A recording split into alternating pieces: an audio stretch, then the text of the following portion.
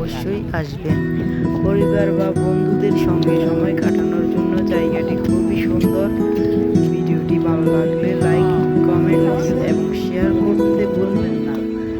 আর এমন আরও ভ্রমণ ভিডিও দেখতে আমাদের চ্যানেলটি সাবস্ক্রাইব করুন। চলুন এখন গুলিয়াখালী সি বিচে আরও সুন্দর কিছু দৃশ্য উপভোগ করি।